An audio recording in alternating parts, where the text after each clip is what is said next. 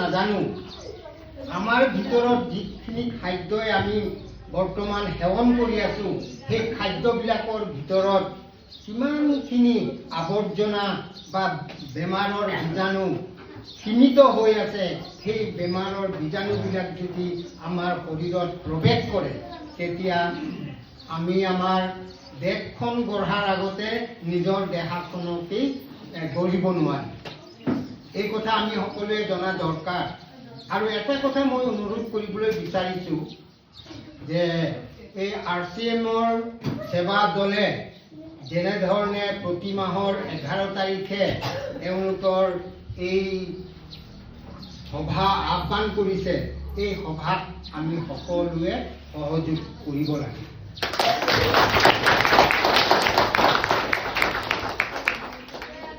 আহিলে আমাৰ গোটেইখিনি সমাধান হ'ব, সমস্যাবিলাক সমাধান হ'ব, সেইটো কেতিয়াও সম্ভৱ নহয়। সেয়েহে আজি দেখিছোঁ প্ৰত্যেকখন সভাতে মহিলাসকলৰ উপস্থিতি সংখ্যা বেছি।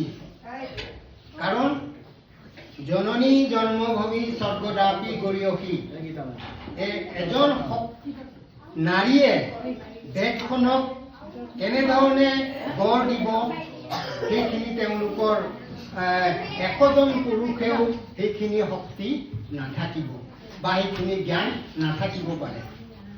সেই হেতুকে আজি নাৰীৰ জাতিৰ উত্থানৰ কাৰণে বিভিন্ন দল সংগঠনেও আগবাঢ়ি আহিছে আৰু তাৰ লগত আমি সহযোগ নকৰিলে কেতিয়াও এই সমস্যাটো সমাধান নহয়।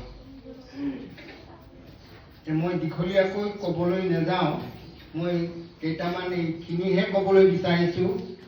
যিহেতু আজি নাৰী সমাজক বিশেষকৈ আগবাঢ়ি আহিবৰ কাৰণে আমাৰ দেশৰ প্ৰধানমন্ত্ৰীও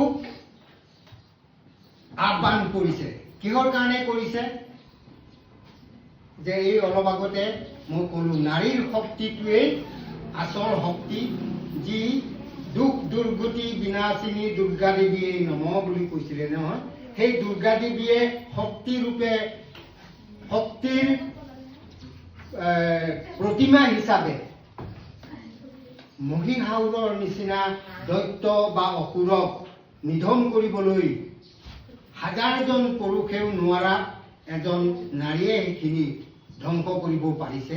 আজিও আমি সেইখিনিতে মানি আহিছোঁ আৰু তাকেই পালন কৰি আহিছোঁ।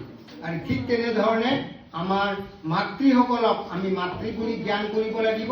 তেখেতসকলক আগবাঢ়ি আহিবৰ কাৰণে নৱপ্ৰজন্মক যি জ্ঞান বা শিক্ষা দিব লাগে, সেইখিনি সুশিক্ষা দিব পৰা তেওঁলোকৰহে শক্তি আছে একমাত্ৰ, বাকী কাৰো নাই। সেইকাৰণে তেখেতসকলৰ উত্থানেই হৈছে দেশখনৰ উত্থান। আৰু এইকাৰণেই আমাৰ দেশৰ প্ৰধানমন্ত্ৰীও আজিলৈকে নাৰী জাতিক আগবাঢ়ি আহিবৰ কাৰণে নানা ধৰণৰ আঁচনি দিছে। কিন্তু সেই আঁচনিসমূহ আমি যেনেধৰণে ল'ব লাগিছিল সেইধৰণে ল'ব পৰা নাই। আজি চাওক, যোৱা 11 তাৰিখ 10 তাৰিখ 9 তাৰিখৰ দিনাখনেই আমাৰ RCMৰ মৰমৰ বন্ধু তেওঁ আহিম আৰু বাইদেউ দুজনীমানো আহিছে তেওঁৰ লগত, আহি পেলাই এই চিঠি এখন দি থৈ গৈছে। সেই অনুপাতে মই আহি দেখিছোঁ বহুত মানুহে আজি ইয়াত গোট খাব, কিন্তু যি দেখিছোঁ তাকৰতকৈ তাকৰ এইখিনিয়ে দেশ গঢ়িবলৈ নোৱাৰে। গতিকে দেশ গঢ়িবলৈ হ'লে আজি আমি প্ৰচেষ্টা কৰিছোঁ। আজি ইয়াত এই বালিগাঁও শান্তিমিলি এলেকাত যিসকল ব্যক্তি আছে তেখেতসকলে কৰ্ণগোচৰ হৈছে আৰু দৰ্শনো হৈছে। তাৰ লগতে বিভিন্ন ভাষাবিলাক বা বাক্যবিলাক তেওঁলোকে আয়ত্ত কৰিব লাগিব, ইজনে সিজনৰ আগত প্ৰকাশ কৰিব লাগিব।